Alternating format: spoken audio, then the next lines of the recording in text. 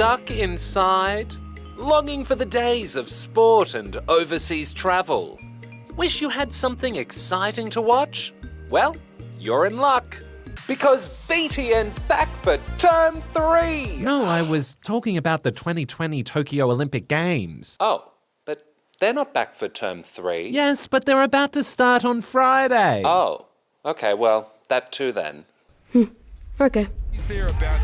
Yes, after what feels like, well, forever, the world is officially in Olympic mode. While a lot of people wanted the Games to be cancelled, organisers of the Tokyo Olympics have been determined to forge ahead, which means they've had a year to put together what could be the most complicated Games in history.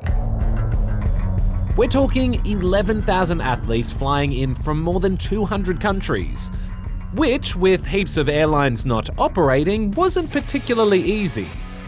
For example, Fiji's national team had to be dropped to Tokyo on a cargo plane that mostly carried fish.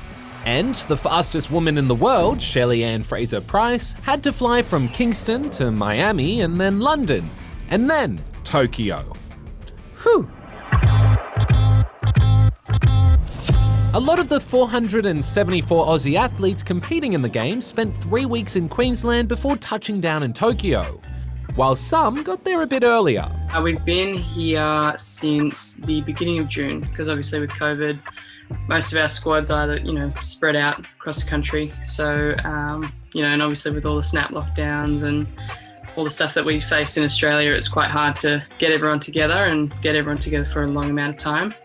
Despite the difficulties, Rachel Lack is excited to take part in her first Olympic Games. It's been our dream for years to get here, and I just want to soak up as much of the atmosphere and wearing the Australian uniform as much as I can. When the athletes aren't competing, they have to stay at the Olympic Village, where they'll have some pretty strict rules to avoid an outbreak.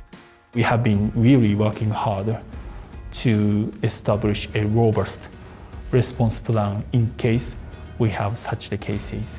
Even going down to get breakfast and our meals and stuff, we mask up.